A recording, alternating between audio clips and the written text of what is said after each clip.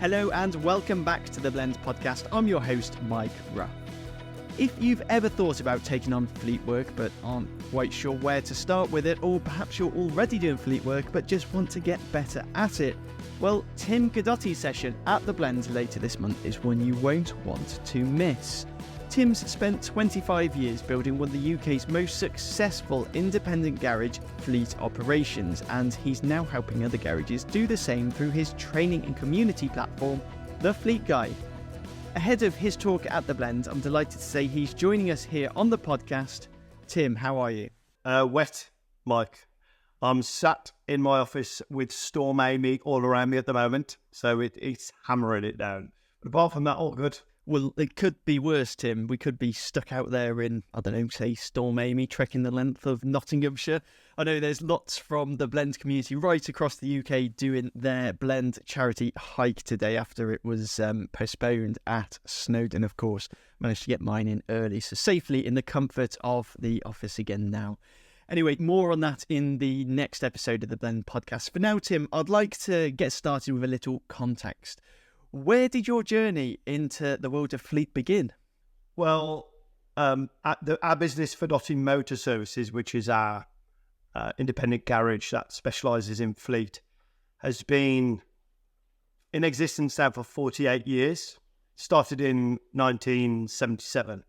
And it really started out in fleet, to be honest with you, particularly with private fleets and some haulage fleets. And when I grew up in the business. I'm 43 years old now. Every Saturday, every holiday was always by my dad's side. So had a life really grown up in automotive, but very much enjoyed the front end of the business, the sort of dealing with customers, front of house. And from my sort of late 90s onwards, in my, if you like, my sort of later teenage years, I sort of looked at fleet as a way as really growing the business. So from about late 90s, early 2000s, I really pushed the business into fleet. And that really meant reaching out to fleet companies, developing relationships. And I've done that for the last 25 years. And so developing those relationships, year on year has brought us to a point where as a business, we now have relationships with all the major fleet and leasing companies across the UK. If you have a fleet in the Birmingham, West Midlands, sort of Black Country area, if you like, west of Birmingham area, we're going to be an agent for most of the fleets in that area, and we look after a large fleet customer base in our area. So taking all that knowledge and that 25 years of experience, this year I decided to turn that into a training program, a training community called The Fleet Guy. As you can imagine, Mike, over those years, many times I've been asked by garages, how do I get into fleet work? How do I grow my business with fleet and all these things? So this year I decided to package that up into The Fleet Guy, which is a sort of a combination of training. So there's a training platform where there's modules, video training. There's Q&A webinars that happen every month with me, live webinars where we do question and answers. There's Meet the Fleets each month where I bring a fleet company into a situation like this, where on a webinar we have a chat and introduce them to the Fleet Guy garages. And then we've got the Facebook Fleet community, which is a closed community just to encourage and share ideas and answer questions. And then we have Fleet Guy Certified, which will be the first standard in the fleet industry for a garage. There's never been a standard that garages can work towards to become recognised in the fleet industry. And so the plan is to get that IMI accredited and create the first gold standard. Yeah, it's pretty impressive how popular the Fleet Guy has already become, having only been established earlier this year. So congratulations on that, Tim. I want to take you back to the 1990s when you first identified fleet as an opportunity for the business. What sparked that initial idea? I think when I was younger, trying to find work for our garage business, which at that point was a lot smaller than it is now. I mean, today we are 30 staff, 25 bays, and about 3.5 million turnover on a single site with multiple workshops. Back then it was one workshop, sort of six staff or so. We were just trying to constantly grow and get things going. And what I realized was, if I went and approached a customer with 10 vehicles, that I got those 10 vehicles straight away, and those were going to become regular business for our garage. And also because they were maybe a local dairy or a plumbing merchant or a building merchant, I knew those vehicles were doing high mileage as well, so they'd probably come into the garage a bit more regular. So I realised quickly that was going to create regular work and quite dependable work as well. And that's a really important thing. Retail work can be quite fickle. People will come for an offer. They'll come to your garage, but then they may change vehicle, move house. They may get a service plan with a dealer. Who knows what may happen? Whereas you build a relationship with a fleet company, a private fleet, a lease fleet, managed fleet. Those relationships last for literally decades. I mean, we have got fleet companies that we've been dealing with for decades, and they just keep sending us work every day, over and over. And it's enabled us. That's how we have been able to grow as a business. We've spoke a lot on the Blends podcast about choosing the right customers for your business. And on the basis of what you've just mentioned there, a fleet customer sounds like it could be a really good route for a consistent flow of work. So it's perhaps unsurprising to hear how popular the Fleet Guy has already become. Now, your session at the Blend is titled Fleet Work. You either love it or hate it. Why do you think Fleet Work sparks such strong reactions? I think it's misunderstanding. There have been that fleet work is an area of the motor trade which is wildly misunderstood. But a lot of garages often don't realise that they have misunderstood fleet. So if we took, let's say, a technician, and maybe they've just done level 3, so they're quite junior, service technician.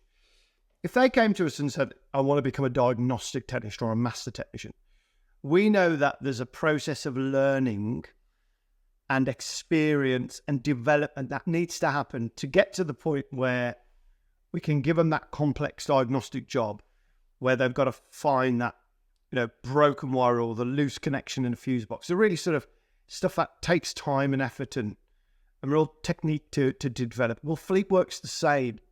To really do fleet work well, and you need to learn all of the nuances and the differences to retail.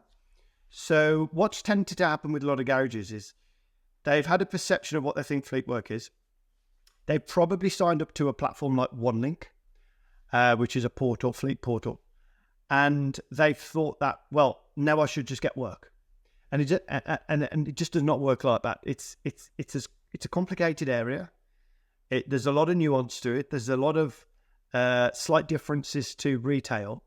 And when you understand them and you master them, then you can make a lot of money out of fleet. But people tend to have a bad experience. They judge on that one experience, and then they sort of run away from it because they think, oh, well, I'm never going to make any money doing that. It's there's a labour rate they ask for which is too low, and that's often something that we hear, labour rates. And one of the reasons why garages who may have had a bad experience talk about labour rates is because a bit like we grade our retail customers. We don't actually do this at Guidotti, but I know some garages do. A, B, C, D. There's a bit of a movement in the industry to grade your customers. So A customers being the sort of prime, the best ones you want. A, pay, they don't give you hassle, they turn up regularly. And D being those sort of ones you really don't want to deal with. What people don't realise, in the fleet world, there are sort of A, B, C, D fleet customers. There's really good paying, profitable fleet work. And there's pretty rubbish fleet work. And what tends to happen is those who have no experience of fleet work, they don't understand it, they don't know how to find it. Those D and C fleets often go and knock on the door of garages who's never done fleet work because other garages won't work with them. And so Because if you can't find garages to work with you, you're looking for garages. Whereas the A and the B fleets, the garages that do that work, they do not let it go. They look after it. They hold it like the goose that lays the golden egg. You know, they protect it. They sort of nurse it. And that's why you'll never get an A or a B fleet customer knocking your door as a garage. It just doesn't happen because they are very well looked after by the garages that they have relationships with. So I think that's another reason why people have had a misunderstanding of fleet work. So I think it's miseducation or lack of education and a bit of misunderstanding. And also, to be honest with you, they probably just never had to explore fleet work. You know, if you've got loads of retail work in your area and you are full with work and your diary is always full, maybe you don't need fleet work. You know, it's all garages are slightly different, aren't they? But from most garages I talk to, they do have a sort of an attrition rate on their retail work in terms of, you know, customers. It's usually about 3 in 10 retail customers don't come back. So the big question then, how do you get into fleet properly? Unfortunately, Mike, up until the 1st of May this year, there was nowhere to go. There was literally nowhere to go. And that's one of the reasons why I created the program, because there is no other training in the market for a garage that wants to learn and adopt fleet. And that's probably another reason why Fleet Guys kind of took off quite quickly, because as James Dillon said to me, Tim, you've popped open a vacuum. You know, there was just nothing there. And all of a sudden you've dropped some training into a space that wasn't there. And a lot of people have been looking for it. And so now every week we get multiple inquiries from garages, either joining up or asking to join the next webinar. I usually run sort of a monthly webinar where people can find out more. That's like a free webinar.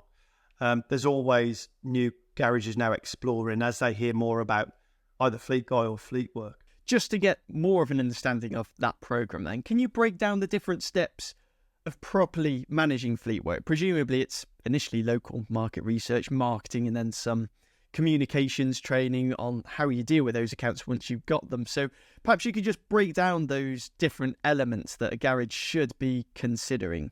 Yeah, I guess the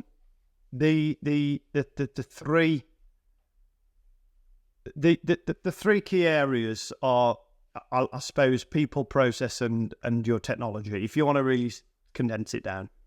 So your people need re-educating what it is a fleet customer wants in the way that you interact compared to a retail customer. So that's one thing. Also, your people, when I talk about people, I'm talking about your staff, you know, your front of house, your workshop management, and also to a certain degree, your technicians. So what is it that fleet customers are looking for? But also, how as a front of house that's dealing with fleet shop, how do we maximize profitability? How do we run compliantly in terms of making sure we operate the process that they need? And then that brings me into process, which is the processes that you need to have in place to be able to do the work properly. So, for example, as a garage that does fleet work, you need to have things like driver license monitoring checks in place. You need to have torque wrench, tire pressure gauge, calibration checks, 6 monthly checks in place.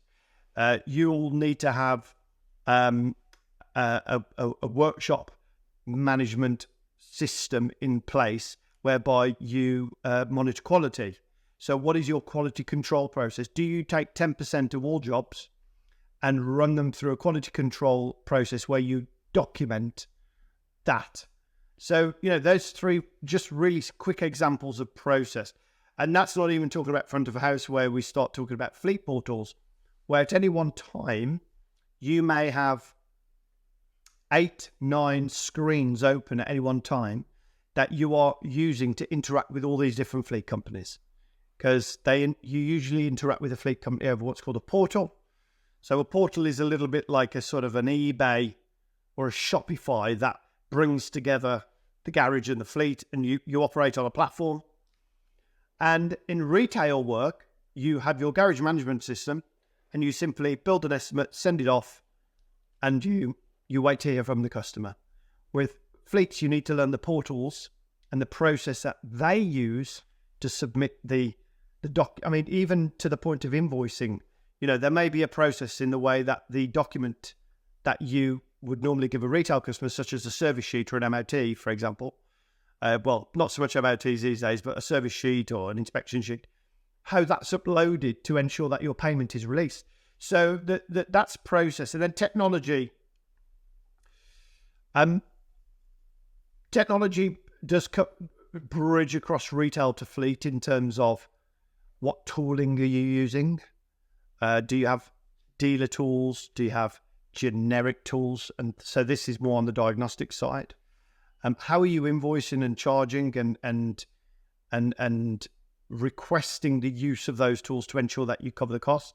And then in terms of technology on your front end, how are you using your garage management technology and the portal technology to be efficient?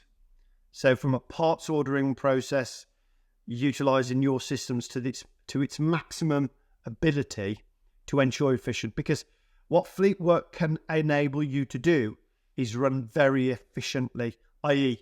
you are selling a very high percentage of the hours that your people are on site. And so to do that, you need a really good process and blended with technology. So, I mean, it's very hard, Mike, without sort of literally sitting here and lecturing you on the whole of the course. But I hope that gives you a flavour. People, process, technology, that sort of thing. Yeah, absolutely does. Thanks, Tim.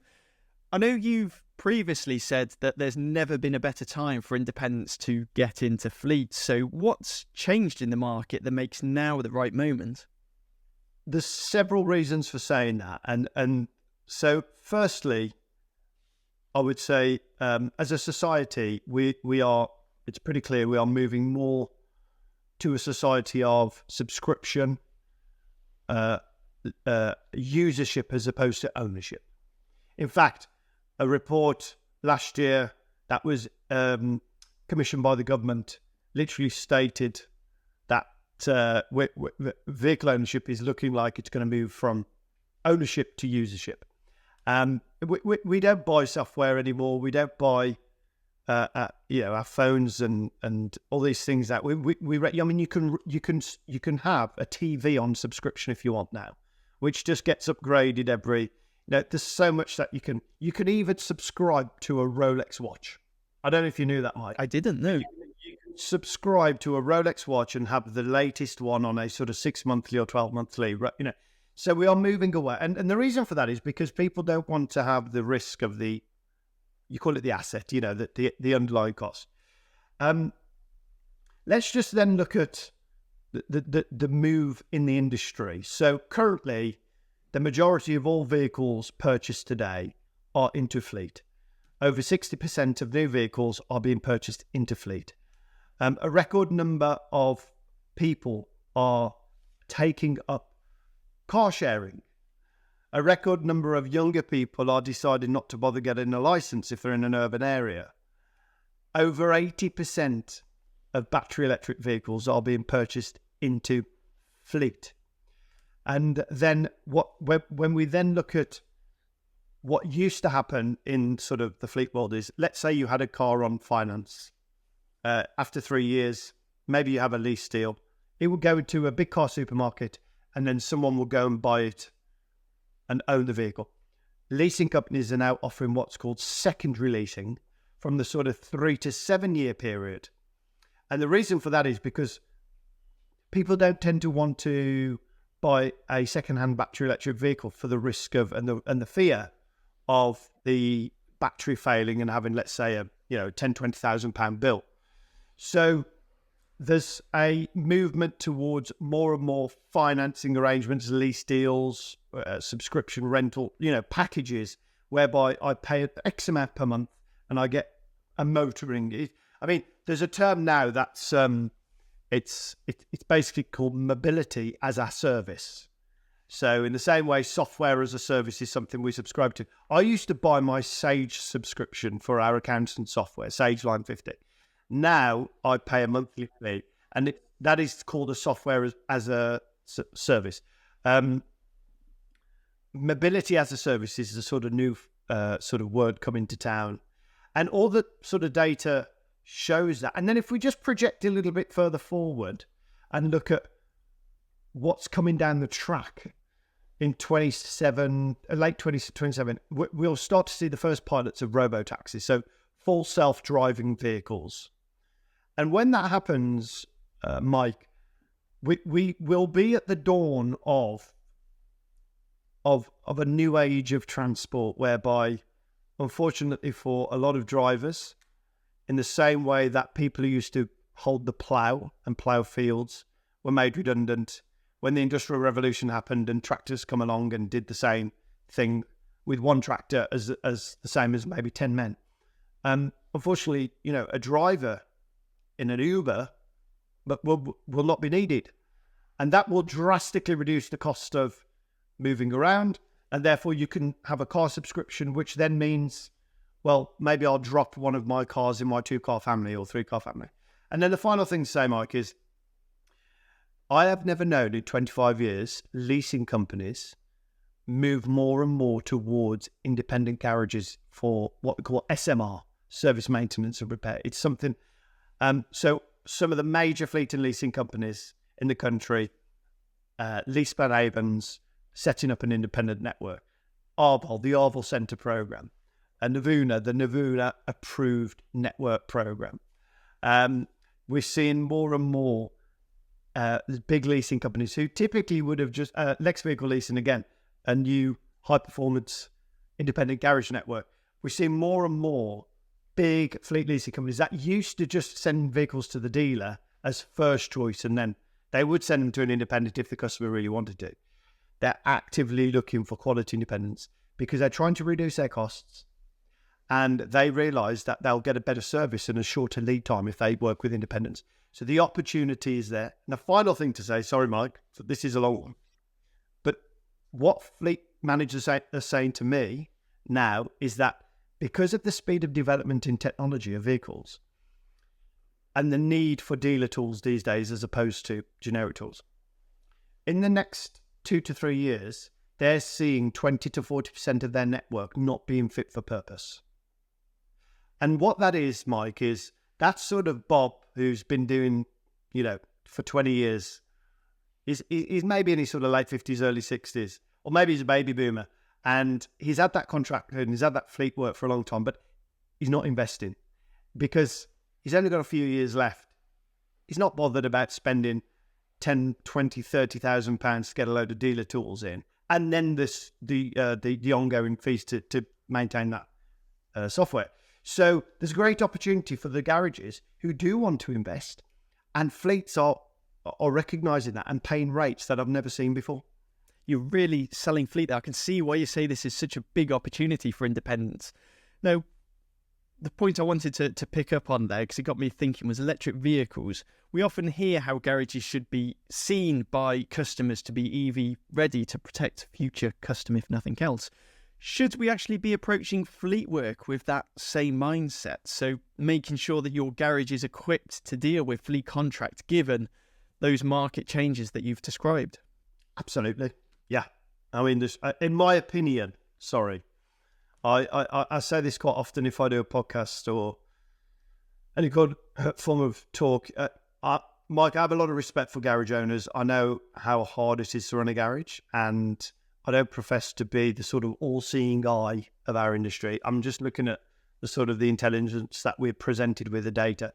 But look, if the government want us to buy an increasing share of EV alternative fuel vehicles over the next coming, whether it's 2030, 2035, the ZEV mandate, which is increasing from, I think it's 28% at the moment, maybe up to 35%, and then, eventually 100%. And over 80% of those vehicles that the government are forcing us to buy are currently are built into fleet. Then, I mean, it's very simple maths and strategy to go, well, it's all been forced into the world and the hands of fleet. I mean, even in Elon Musk's biography by Walter Isaacson, There's even a page that the vehicle of the future will be owned by fleets. I mean, they literally says those words, Mike. And I think if you do want to future-proof your business, I think if you've got a sort of a 0 to 5 year horizon, you probably don't need to be too concerned.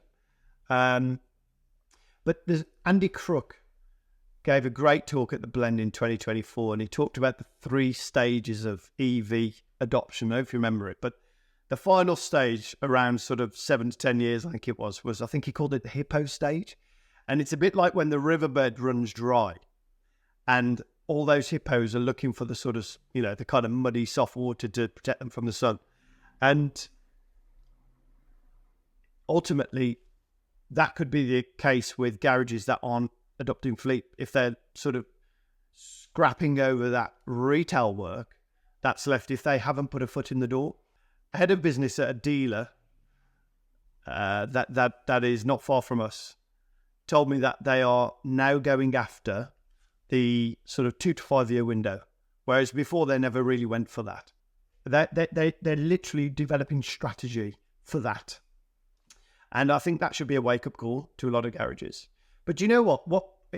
Even if you don't feel it's going to go that way, it's worth putting a foot in the door too, as a hedging of your bets. But I do think if you don't look to the future and you think you're going to only rely on retail, you'll probably end up in the long term in some form of overall decline as a business. Because ownership, generally speaking, if people aren't owning their vehicles, will move to fleet. But I mean, that's the way the market's moving. We could see a big change, Mike. I don't know what's going to happen in 5 years, but at the moment, all the data looks that way. What kind of garage can get into fleet? Is it just the bigger workshops, or can smaller businesses get into it too? Yeah, I think. Okay, so it's interesting that you asked that question, because when I designed Fleet Guy, I wanted to make sure that anyone can join, because you may have a small garage at this moment, Mike, that's potentially not actually fleet ready, but they may be in a year and a half or 2 years. And so if I can help that garage go from 2 people and 2 ramps and nobody on the front, and you got a sort of a guy fixing cars like this, on his answering the phone, which is how a lot of people start off, let's face it. That person may have a dream to grow, and I'd never want to write anybody. I don't believe in writing people off. You never know what potential people have. And I am a big believer in drawing out and helping people get that potential out. So yes, it's definitely the case that you may not be suitable today, but you may be in 18 months, 2 years. And if I can help you get there, or Fleet Guy can help you get there, the program, then that'll make me very happy. But there is a standard that they look for in terms of, some minimum things. For example, you need to have a good reception. You need to have someone on front of house. You need to have some customer parking, a customer toilet. There's some basics that do need to be put in place. But, there was one garage, Mike, who's been doing fleet work for many years and has, I think, 16 mechanics, a big mobile operation, and a single site. Opened up a second site, joined Fleet Guy at the beginning, and he phoned me up and he said, Tim, I've been doing it all wrong. My fixed site, I've never thought about the things that you said. So we've opened up our second site with all the things that you've taught us in Fleet Guy, and it's just like a breath of fresh air. Now we realise where we were going wrong. That's an interesting point, and it leads nicely onto my next question, because you talk about learning to love fleet work. What mindset shift does a garage owner need to make to be able to get there? The mindset shift is to take a very intelligent, wide-angle look at everything that feeds into profitability as a business. So, just as an example, people often talk about labour rate. Oh, well, the labour rate's not high enough. If the average efficiency in the UK is somewhere around about 60%, which is sort of various people put band figures around, but it's probably about that. if there's a fleet garage, you can operate at 90 to 95% because your process is good, your people are good, you got great regular work. You can be more profitable than a garage operating at 6% efficiency, charging a higher labour rate. Let's talk about marketing, cost of customer acquisition. When we think about Guidotti, we know it costs us approximately £15 to £20 for every lead that we receive, whether that's an online form submission, like a sort of an email, a web form, or a telephone call. Now, that's the combined total of all our marketing budget divided by how many leads we actually receive each month. Okay. Now, that marketing budget is a combination of SEO, our agency management fees, our AdWord fees, any leafleting or social media or any sort of banners that we signage, all those things. And so if we go £15 to £20 per lead, how many of those leads do we convert? It's usually about 1 in 3 that actually become a customer. So if we get 3 calls, we'll probably end up winning work off 1 of them. So that costs us, let's call it £60 per customer acquisition. Now, the average labour number of hours per job is around about 2 hours per job. If you sort of on average. So I can afford, if I didn't have to pay for that customer and spend the money on marketing, I could work for £30 an hour less and still meet the same level of profitability when it comes to labour rate. So the mind shift is, what are all the levers, financial levers at our disposal, and that also affect overall profitability? That's the key. And when you look at everything in the round and its entirety, then you make an intelligent decision. The most unintelligent decision is to go, I'm not going to do some work because I don't feel it's the right labour rate. Because, I mean, just a funny story. I did a seminar talking to garages about fleet work, and a guy in a garage said this exact thing to me. He said, "Yeah, but I don't think the labour rate's very good that they give, is it?" And behind him was a sign, MOT's £35. MOT's £35. Now, the irony of that is, you're moaning about labour rate and that you don't want to discount, but you've got this big sign saying you do discount. So let me tell you where he probably also discounts. He probably discounts his servicing packages to win work through the door. So does he charge £15 per litre for every retail service, for every new customer that he wins? Probably not.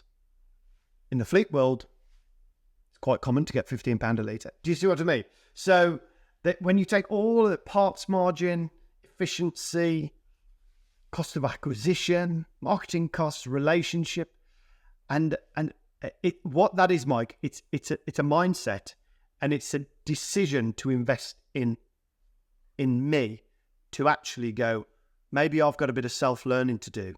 That's a fascinating way of looking at it. Now, without giving too much away, what's one insider tip or piece of advice you'll be sharing at the Blend that might surprise people? Probably some cooking tips. What I want to show people, and as you can probably tell, the title of the talk is from the old Marmite ad. You either love it or hate it. And I think for me, what I want to do, I'm going to be doing a little activity, a really fun activity where I get people to work out what's the greatest asset that they own. So is it your pension? Is it your savings? Is it, what's in your bank? Is it the value of your business? Is it the Rolex watch? Is it the Lamborghini outside? All these kind of things. And for a lot of people, this exercise is really interesting to find out where the highest value asset is in your collection. And it surprises lots of people. And when you realize what the greatest asset is, you know how you can get the greatest increase of value in your life. That sounds like a brilliant exercise, and I can't wait to hear everyone's responses to that. If someone is listening and still on the fence about fleet work, why should they make sure they attend your session at the Blend? I think, there's some good sessions, by the way, at the same time as I'm on. I think ultimately, fleet work is an untapped well.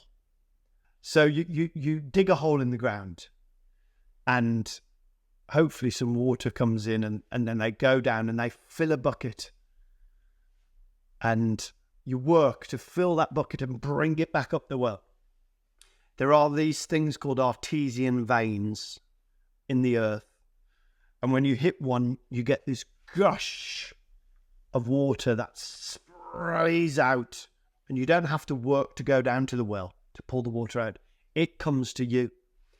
Now, if you get it right with fleet, you will have work that gushes out all around you, towards you, to the point that you need more technicians, you need more ramp space, you need more buildings. You just need to know how to drill and where to hit that artesian vein. And when you do that, it comes at you. To be honest, it'll overwhelm you, but it'll be a luxury problem, because that's when you can really start growing. As I say, you're selling it incredibly well, so it could very well be a packed out room. Thanks so much, Tim, for taking the time out to chat today, and we'll see you in just a couple of weeks' time now. Thanks, Mike. Thanks for your time. It's been great to be here with you. Thanks so much for listening to the Blends podcast. If you're not already subscribed, now's a great time to do so in your usual podcast player, and why not leave us a quick review? It really does help us. If you've missed any of our previous chats, go back and catch up. There's plenty of insight from right across the industry waiting for you to listen to. And you can, of course, hear a lot more from Tim and all of our other amazing guests live at the Blend in Birmingham on Saturday, the 18th of October. We'll be back with another episode very soon indeed. Bye for now.